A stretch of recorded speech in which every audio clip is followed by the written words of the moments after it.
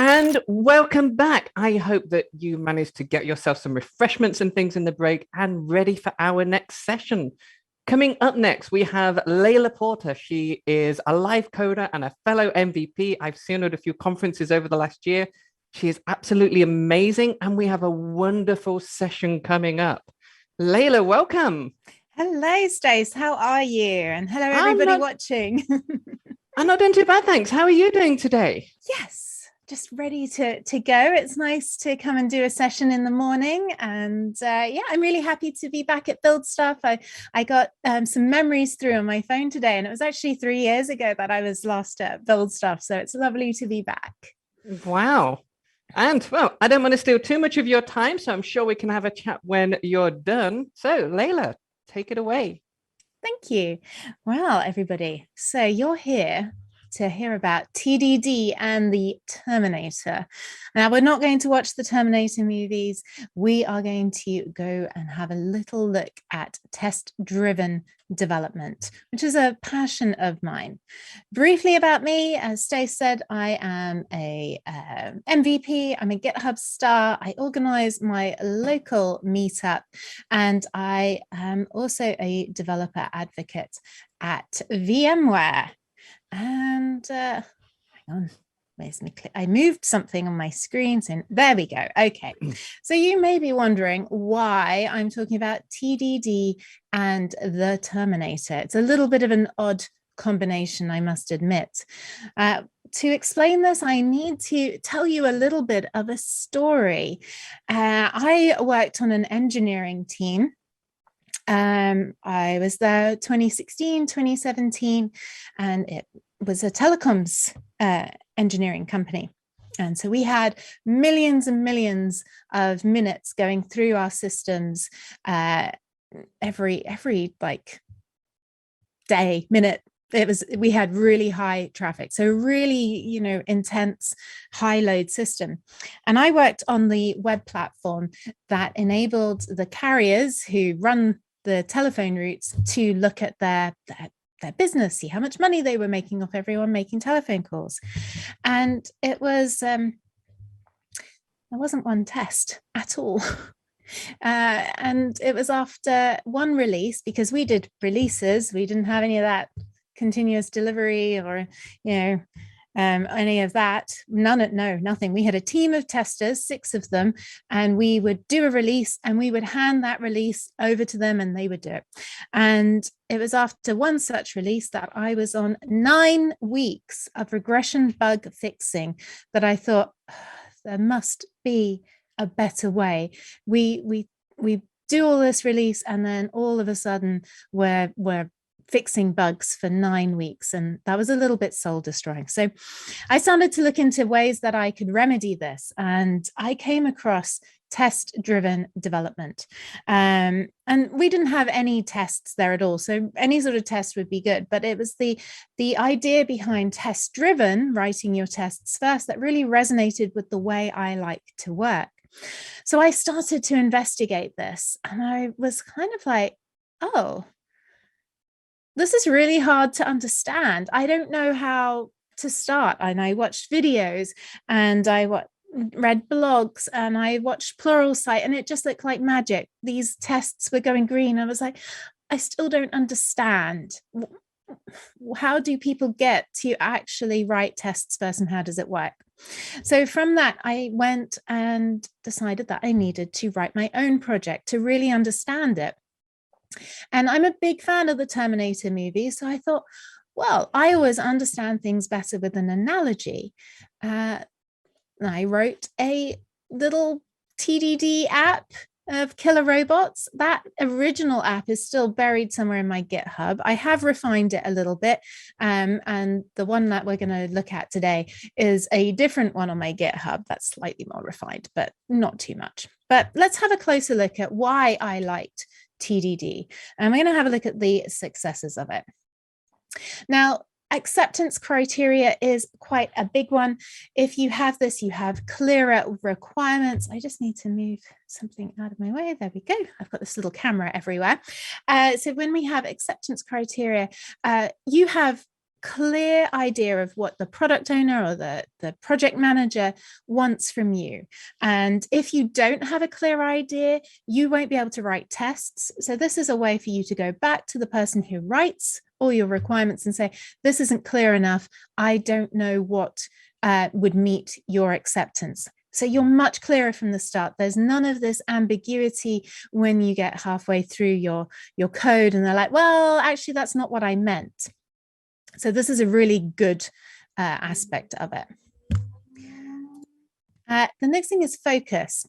Now, as developers, I'm sure you're well aware that our minds wander and we get into the shaving the yak type feeling. And I'll share a link if you've not heard about shaving the yak. And what I mean is, oh, to do this, I have to do that. And to do that, I have to do this thing. And then I'm all the way over here when I really want to be here doing this thing. So TDD gives you focus because you are just going to write a test for this single bit of functionality and you are going to write code that fulfills that. So it helps keep you very focused and on target. Now, the next thing is interfaces. And you may think, well, why is that a good thing? Well, this is a contract. Now, I'm going to show you a pragmatic approach to TDD rather than a dogmatic. And I would say if you are working in a team, you probably have, co-workers who are also working on the project with you. And one of the things about TDD that we'll go into is that you can work asynchronously, and interfaces help to be that coding contract between you and your co-workers. So they're quite a key factor of it. And as I say, it leads into asynchronous development. I can write an interface and give that to my co-worker, and they can get on with using the code that I haven't even written yet because I have this contract.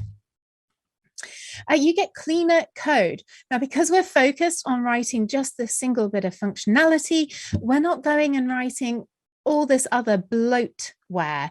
We're like, oh, well, we might need this thing that does that at a later date. I'll just write it now. There's none of that. You just write exactly what you need to fulfill the requirements. So you get this nice clean code, which is better for everyone. You get safe refactoring. I remember that 9 weeks of regression bug fixing. Well, if we'd had tests in there and we broke something in another part of the application, we would have known about it. So we would have had safe refactoring and I wouldn't have had to spend 9 weeks fixing bugs. So there you go, fewer bugs. That's another big success about unit testing in general. So some of these are TDD, like tests first, and some of these are just unit testing, but they all come in under the same sort of thing. Now, increasing returns. When I actually left the telecoms company and went to a company that practiced TDD, I was amazed at the speed we could ramp up our development. We'd go through and look at stuff and we weren't going, well, we can't do that item of work because it depends on this. There's no dependencies or very little dependencies. So we could all work asynchronously. There were no holdups, and just the speed of development, because we're not fixing bugs, was just really satisfying. And the code is also, or the tests are also a living documentation. They're not necessarily the only documentation. I don't want you to think that you can get away with no documentation just because you have tests. But if you get a new person on your team, it's really great to point them at your unit tests so they can understand the expected functionality of your code. So these are a lot of great things. But let's get back to the Terminator, because I know that's why you're all here. And I want to talk about the process of getting into TDD, because that's what really was a hurdle for me. So as we said, we need that acceptance criteria. So we first need to gather the requirements. Now we're going to watch a video. There are some flashing lights on this just to warn you. It's a very quick clip. Okay, so what are our requirements from this? We're analyzing what looks to be a boy on a motorcycle, and we need to positively identify them or not. So that seems like quite a good requirement there. So let's have a look at what we can pull from this. So our Terminator requirements are to scan subjects and determine if they require further investigation. And then we investigate subjects of interest and determine if they are the target, and then possibly terminate. I think that's a really good starting point to start with, that scan subjects and determine if they require further investigation. Now with TDD, it's very important to start with failing tests. If you're not starting with failing tests, I think there's probably a problem. You may have written code already. And this is the key difference between test-driven development and just having unit tests. When you write tests after coding, you may be writing them to fit your code and not your requirements. Let's take a very noddy example. If I have an API endpoint and I write the code for it and I say, okay, it returns a 200 OK, and then I go and write the tests and I look at my code and I'm like, okay, this endpoint must return a 200 OK. Yay, tests pass. But if we go and look at the requirements, it really wanted to return a 203. So this is where test-driven development really keeps you bound to the requirements. We use the red-green refactor pattern. So what we do is we write a failing test, that's the red, write just enough code to get the test to pass, and that's really key, just enough code to make it pass, and then refactor. Let's go have a look at some code and see how we go. I have this little application here.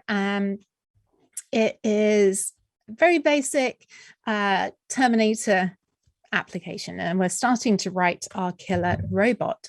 I have some things already, those interfaces, those coding contracts, possibly from a teammate. And the first thing here I have is the I subject, which has one property called subject name. And then we have a subject here, and that implements I subject. And then we have an I subject analyzer. This is another interface here, and this has one method which is going to return a bool, and it's called investigate further, and it takes an I subject.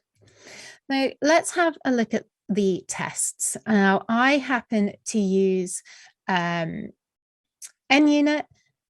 because I like the way the tests work, but you could use XUnit or Microsoft Test, whatever framework that you prefer. So if we come in and have a little look, most testing libraries will require you to have some decorators. This one happens to be test fixture. Now I have named my test subject analyzer after the service I'm going to be testing, because we're going to test I subject analyzer and then stick tests on the end. Now you can have your tests in the same project, or normally I would say they're in their own project so they don't get deployed, or they, you can manage the deployment of them. So right here I have this private I subject analyzer, which is the service we're testing, and I have that called SUT. That stands for subject under test. Now, in this case, we don't have a lot of dependencies, but imagine that this class had a lot of dependencies. If I just called this subject analyzer, it could get lost, and we might be going, actually, hang on, what's our test class here? So I think it's really good practice just to call the class that you're testing SUT or some similar convention. NUnit has a setup class, and you can see here we've got a setup decorator, and it allows us to create some stuff that we can reuse in our tests. So the first thing I want to do is instantiate our I subject analyzer, and that's going to be a new subject analyzer. Oh, wait, I don't actually have that yet. There's no implementation of that, and that's good. We haven't implemented it yet. So let's go ahead and do that. So I'm going to copy this, and let's just implement it in the services. So we're going to add a new class, No, I did not want to do that. I don't know what's going on with Rider today. It seems to be really laggy. So I seem to be having a little bit of a lag on it. I have rebooted my machine, but it's not being the most helpful. All right, so we've got that. It's really teeny tiny. And we need this to implement iSubject_Analyzer. We've got squiggles because we haven't correctly implemented the interface. You can see now we've got that one method, the investigate further. And you'll see straight out of the box, we've got throw new system not implemented exception. That's it. That's all we need to start writing our tests. So let's go back over here. You can see this is now happy. And let's go and write our first test. So a test has another decorator called test. And this one is going to be a public void. And we're going to call this Terminator should _determine to investigate further.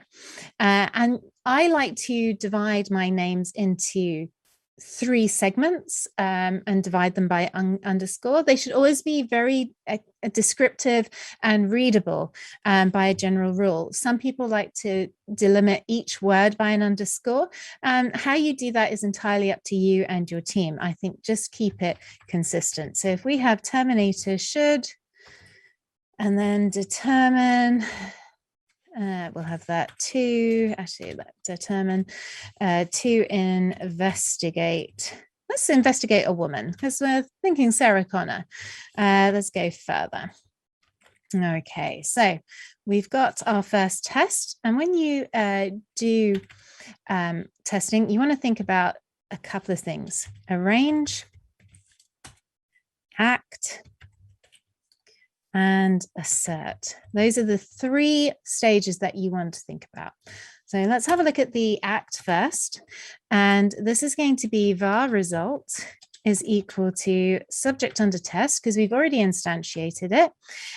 We want to test our investigate further method. And you can see this is expecting an iSubject. So that's going to be in our arrange. Let's go var subject is equal to a new subject, and let's instantiate that with a name of woman. Okay, so now we've got our basic one. This should return true. So let's just pass that subject in, and then if we go down to here, we can say result.should. So I use fluent assertions, which makes the assertion really readable. And we're going to say be true. Okay, so we've got our first test. I'm going to hit this play button over here. Visual Studio has a very similar interface to this. I like the testing framework in Rider because I like it with ReSharper. And come on, there we go. All right, it's going. And you can see it's failed. So we've written a test and it's red because it says it's not implemented. So let's go and implement this. Now, if our test should return, should have a look and see be true, what is the least amount of code that we can write in this method to fulfill that test and get it to go green?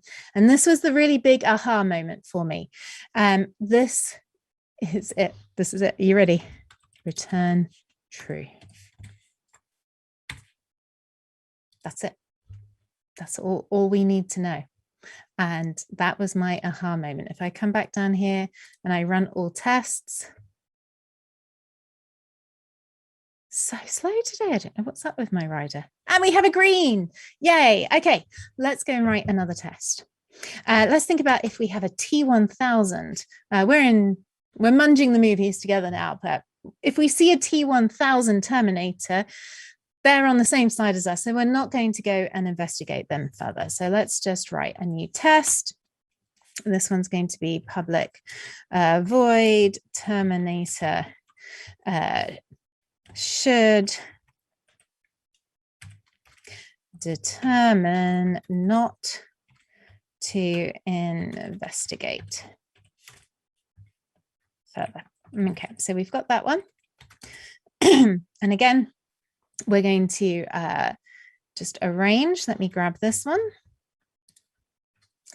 And helps if I use, I've just switched to my Mac today, so I'm using Control rather than the command button. So this now should be a T1000. And then when we do our var result equals SUT dot investigate further, we're going to give it that subject. And this one should return false. Now result dot should be false. Okay, so if we run this, let's run them all so we make sure that, you know, we can see everything going.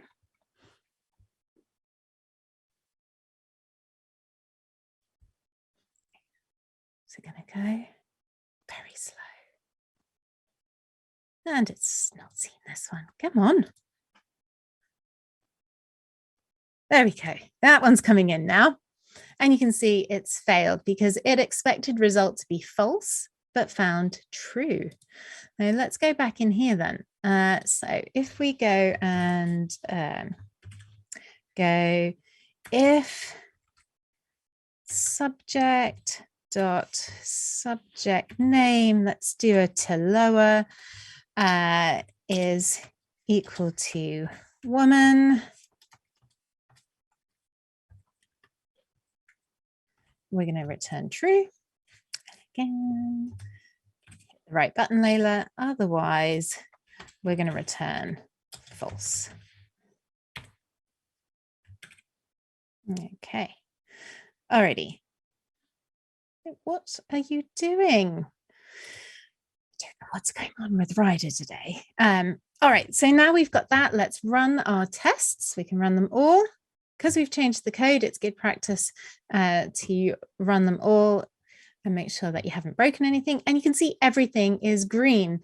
Let's do one more. Let's say if we see a boy, what do we want to do? Now I could copy this one and write it there, but that seems like a lot of repetition. So most of these test frameworks give you a test case. And what we're going to do is put women up here. And I'm going to copy this again and pop this in here and go boy. And then let's just change the name to investigate further. And we're going to pass in a string, which is subject name. And then all we have to do is come and replace this one with it and get rid of that string there. And now you can see down here, and we should, if I go and play this, we're going to get a couple of different things down here.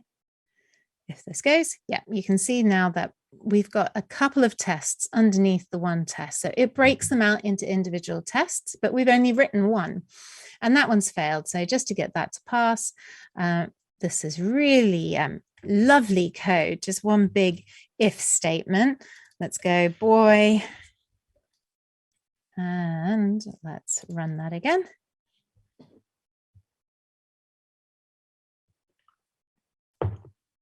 Yay, everything's green. So that's kind of a very quick intro to the process. Let's go back to the slides.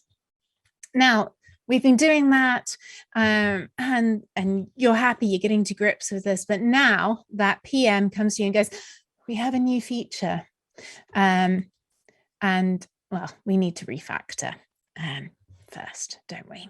So let's have a think, because we had that switch. Before we start going on to that new feature, we want to make sure that our tests and code support all of that.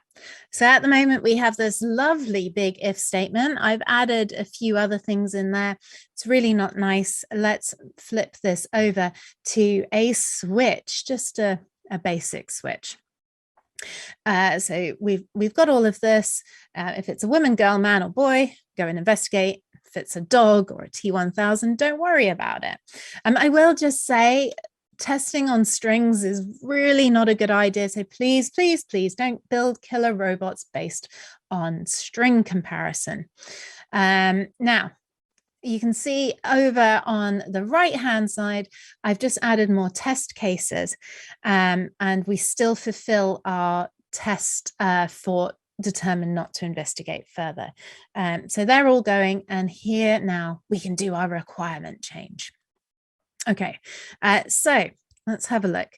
All right, so we've got Sarah Connor doing something to the T800's head. He's now looking at something. Oh, what's going on? Now, just for all you movie buffs, I hope that if you are a true Terminator fan, you know what this scene is. It is a deleted scene. You can only see it on the director's cut. So there you go. So let's have a look at our new Terminator requirements. Oh, well, now our Terminator is protecting John and Sarah Connor. It's not going off and doing stuff. So that's quite a big change. So let's just go and check some stuff here with this T1000. That now needs to be in the true, because we do want to go and investigate T1000s because they're now a threat, but now everything's broken. So we have to go and write stuff. And this is where you want to design your application to be more robust. You are going to get requirement changes. And it's really important that your code is written in such a way that you can do the least amount of code to accommodate those requirement changes. And we're going to have a little look at how we can do that now. And that's with design patterns. We're going to have a think about solid principles. Now, before you all rage quit away from your computers or the room, we're not going to go into a full solid principles talk. We're just going to look at the small part of it. But just to remind you, this is all of those principles. So we've got single responsibility, open close, Lisk of substitution, interface segregation, and dependency inversion. All really key points when you are doing TDD. So as I said, we're only going to look at the sunny side, the top 3 principles. So the single responsibility is every class or module in a program should have responsibility for just a single piece of that program's functionality. This makes writing your test much easier. If a function is doing loads and loads of different things, how do you know which part is breaking your test? So you need to write everything in single units of work so that you can test each unit of work independently. Open close principles. Software entities, classes, modules, functions, etc. should be open for extension but closed for modification. When I first read this, I was like, what? What does that mean? How can you do that? I'm going to show you in a moment. And so the final one we're looking at is the Lisk of substitution principle. Objects should be replaceable with instances of their subtypes without altering the correctness of that program. So we've already seen that in action when we created implementations of the iSubject analyzer. We were fulfilling Lisk of substitution principle, and because we test the interface and not the implementation, whatever implementation we do of that interface is still going to fulfill the correctness of that program. So we're definitely doing that. But let's see some of these in action. So we've got that refactor, and we broke that test, didn't we? So this test is now redundant, but let's go and increase the reusability of our first test. So now test cases support multiple values. So I've got rid of that bottom Terminator should determine not to, and I've made my test much more generic, and I have lots of stuff coming in. So if we have a look here, we've got the test case woman and true. That maps to the string subject name and the bool outcome. I then pass that subject name to our subject, just as we saw previously, but now I use that outcome as in my result. Now I've changed that from fluent assertions to result.equals the outcome, and that was the only change. So now when I do that, everything returns true on that altered switch statement. But altering that switch statement wasn't really good. We were modifying the code, not extending it. So how can we write better code that enables us not to modify the existing code. So we're going to have a look at a rules-based pattern here. So the first thing we've got is that switch on the left, and then remember we've got that I subject and the implementation of it. It's called subject. Now I'm going to implement a new interface, and this is an I subject rule, and it has two functions on here. It's got bool is match, and that takes a subject, and then it's got an of interest, which just returns another bool. Now let's go and have a look at how we implement this. All of this code is on GitHub, so don't worry if you want to dig into it a little bit more. Now remember the investigate further, we had the switch in there, and now we have used that to create our first rule. So this is an is woman rule, and it implements I subject rule. So looking at the code on the left, are we interested in investigating a woman suspect further? Yes. So our of interest is going to return true. True, not true, true. And the is match is going to be taking that switch statement pattern matching and putting it in there. So we pass it in the subject, and if that subject, that string contains the word woman, we're going to return true. If it doesn't, it's false. Yes, I know that if you had man and you know passed it woman, it would all be there. So that's why I said don't test on strings. This is a very contrived example. So if we have an is dog rule, you can see we're not interested in investigating dogs further. So yeah, there's the sort of counter rule of that, which leads us to change the implementation of the subject analyzer to this on the right, instead of that investigate further with the switch. So let's just step through this. I've brought up our is woman rule and our is dog rule. The first thing we have now is a list of I subject rules. So it's a list of the interface called subject rules. And then we've added a constructor, and on the constructor, we instantiate our list of I subject rules, and we add an implementation or an instantiation, I should say, of both is woman rule and is dog rule. Now, because they both fulfill that interface, we can add them to the same collection, which is really key for our code here. So now we've got this collection of rules. You can see there. And now when we go and investigate further, still the same signature, it takes a subject. We're going to go through our collection and pass in our woman in this case. And if it matches, it's going to return true. So that will be the rule we use.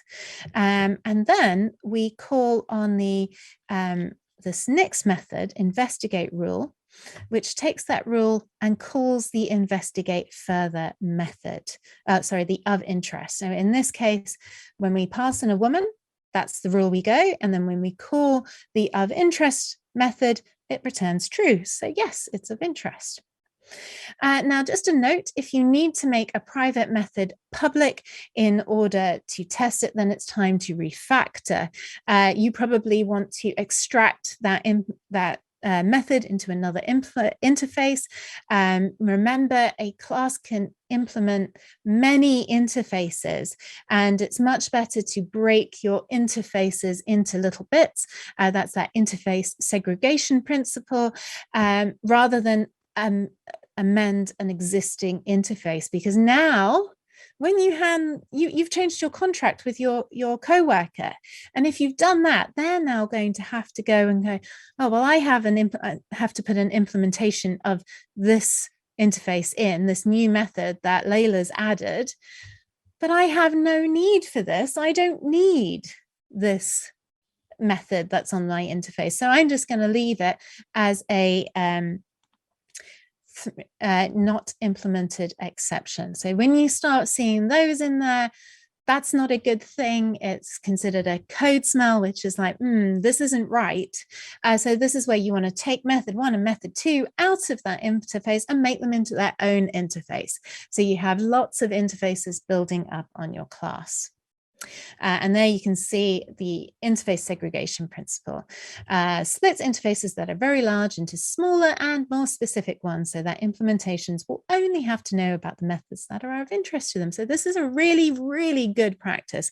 That telecoms company I worked at, we had interfaces filled with throw not implemented. It was horrible to work with.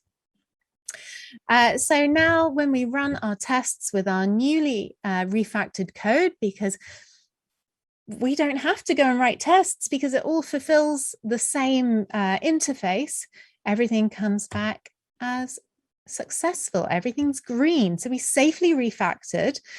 We've got a much more extensible code. And you're probably wondering, well, how is that extensible? What is this closed for modification, open for extension? Well, every time we get a new requirement update, I don't need to go and change this code. I just add a new rule. So you can see on the right there, I've added a boy rule, is man rule, is T1000 rule. So they're all just being added. So therefore, with good practices, code management becomes infinitely easier. Just thinking about the code you write and how you structure it can really make all the difference. And this is what allows you just to escalate your development.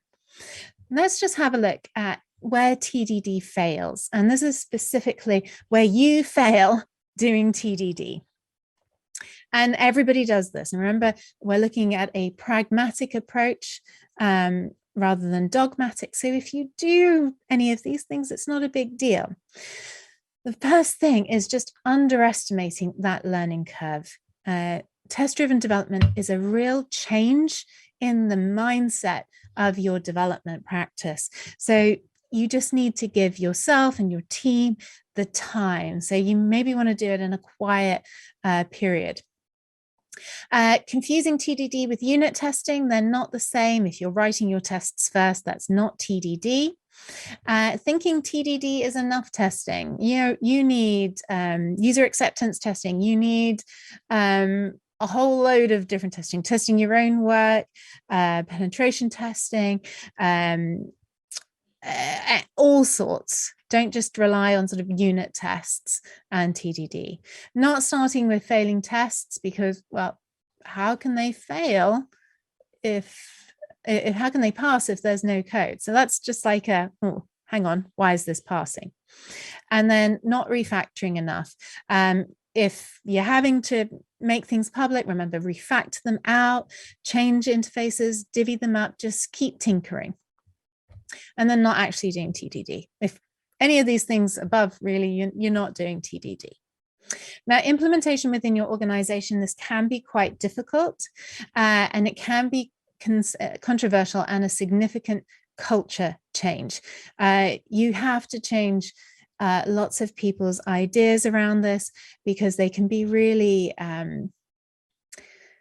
really stuck in their ways. When developers are often creatures of habit. So this is a real change in the process, the thoughts, the discussions, the retros, the everything, the planning of your projects.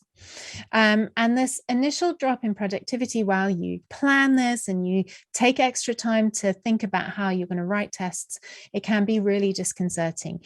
You need to make sure that stakeholders and project managers know that you're having a change in your development practice and that there is going to be a drop in productivity. But tell them that the productivity will go up once you've got this new practice in place. And then the reworks will be reduced, there'll be less bugs. So all in all, by creating this foundation, taking the time to implement this new practice at a low level is going to overall be really great for the team and the productivity. Everyone also will have an increased understanding of requirements and their acceptance criteria. So the PM will know that they're going to get exactly what they want because you've queried them. You've got everything noted down. But I do want to say, if you take one thing away from this talk, it's my aha moment, okay? Just write enough code to get your test to pass. So remember that return true. That's what you need to do. Just remember that you build it in little stages. This really was what cracked it in my head. And I just hope that that has helped some of you cement it in your brains a little bit more. So with that, I'm going to say thank you. You can find me. Oh my goodness, I haven't updated my email address. I'm no longer at Twilio. I haven't been at Twilio for quite some time. Well, how did that escape? I went through and checked this. I even updated it. So I'm not at Twilio. I'm Layla P at vmware.com. But everything else there is the same. There's the links to the repo for this. There's this deck, which you can go and have a look at. You can find me on Twitch at Layla Codes It. And then if you're interested in reading about what shaving a yak is about, there's a link there as well. Stace, have we got any questions? Let me bring you back over to where I can see you. Oh, you're muted, I think, Stace. I can't hear you. Is it me? No, that's okay. Completely my fault. I muted myself to make sure that I didn't put you off, and then you completely forget about it, of course. Absolutely. Oh, is that not just the yell of the last 2 years? Are you on mute? Oh, it's just like, every day. I think I must say that every single day. Yep.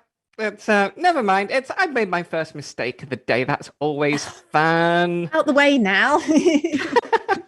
We have one question. I think that you've kind of answered it, but I want to put it to you anyway in case there's something else you want to say about it. It is from Bogdan Kuchukov. I am really sorry if I butchered your name. Truly, apologies. From Bogdan, yeah. If we are working in a project where tests have been neglected, how can we start that incremental move to TDD, and how do we convince the stakeholders?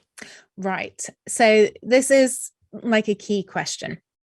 So in stages, I always say, just be pragmatic. If you're rewriting a little bit of code, put some tests in there. If you're doing a new feature, start doing the tests. And as to the stakeholders, it really is about saying, look, we have X number of bugs coming in. So go and have a look. How many bugs do you have? How many sort of things do your clients complain about? Go and collate some evidence as to why you need this shift, and then present that evidence to the stakeholders and say, I think that if we try to transition to test-driven development and really get our testing in place, all these types of mistakes here and these regression bugs and these complaints are going to get less and less and less. And we'll be able to move faster and faster because we're not going to be stuck doing these older bug fixes or fixing what went wrong when we added this new feature. So I think that's how you can sell it to your stakeholder. And then you don't have to go through and retrofit these tests. Just every bit of code you touch, try and put a couple of tests in. You can get stuck down with like test coverage. I've worked on a team where we had test coverage and my commits got rejected because I didn't have enough tests written. I can see why that's beneficial, but half the time it's because you've used a third-party library, say Automapper. We don't write tests for Jimmy Bogart. He does that himself. So you need to make sure that those are getting excluded. So I sometimes find that test coverage tools add more overhead than they help. I think if you're adding some tests, get your project managers to think about things that could go wrong, get their involvement. And then so you're involving stakeholders to think about how the software might break for their customers. They'll have different thought processes than you. And then this makes it a collaborative thing. And you can almost say, come sit with me, come pair program with me. Let's think about all the ways this could go wrong. And so they get into it. They get behind the idea that, wow, look, we've thought up of all these situations where something could go wrong and we're covering it. So this is going to be much easier to sell the product because you can say, we don't have nearly as many mistakes or errors or downtime or whatever, because you're all working together collaboratively. Yeah, it's I love all of those points. It's my experience with TDD has been that being able to release on demand, kind of knowing that you've not broken anything, Yes. it is that huge amount of confidence that it gives you, and totally what you were saying about code coverage. Said at the end of the last talk as well when I was talking to Francesco.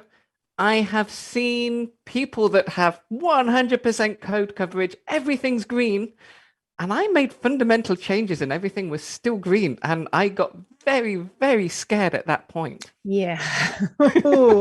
Yeah. And so then the confidence kind of disappears and it introduces more fear than anything else. I also love what you say about spreading the knowledge and actually getting everybody to be so much more collaborative in how we develop software and using this as a way to do that. I think that's fantastic. Thank you. I think it's a great way to get everybody on the same page and all working towards a common goal. Yeah, and I have one question. I know we're almost out of time, but I've got one question that I always get asked when I talk about TDD, and I'd love to get your input on this too. Question that I get asked a lot is, if I don't know what code I'm going to write yet, how can I possibly start writing tests? Well, so I get asked this as well. I think no one goes into writing code without knowing at least one thing that they want it to do. If you go write API endpoint, you know you want it to return something. So you can just start by sticking a test. Well, let's have it start by returning an OK response. So you stick that down and you think, okay, well, if something goes wrong, you can start adding in another thing. Okay, well, at this case, it's going to throw an exception. So you can think about it in a very high level. When you come and write the code, you don't need to know how you write the code. You just need to know the outcome that you want to do. And I don't believe that anyone is writing code with no idea about the end goal. If you're going writing a code, you're like, well, I want to learn how to write code that does X. Write a test that sees if you do X, and that's it. And you only need a couple of tests. And then as you start writing the code, you're like, oh, I'm going to take this chunk of code out into a new method. And then you're like, oh, okay, well, that method needs to return this populated object. So you write a test to see if it returns that populated object. So you can layer it in. You don't have to write all your tests at the beginning. Say pragmatic, just keep that in mind. Little tests all the time, and you can always add more tests. Simple tests that is this object empty or is it populated, and you want it populated. So there's two tests and you're already getting there. Awesome. Well, I think looking at the time, we're possibly a little bit over. So I just want to say thank you to you again. I first saw this at Sritug in 2020, I believe, and it is always awesome to rewatch this talk. I'd recommend to anybody to keep it in mind and come back occasionally and just do a little refresher, not just because of the Terminator, but the other stuff too. Well, thank you. On that note, I want to say thank you so much for your time this morning. And I believe to everybody, yeah, it's time for lunch. So we'll be back in about an hour. Enjoy, everybody. Bye. Bye.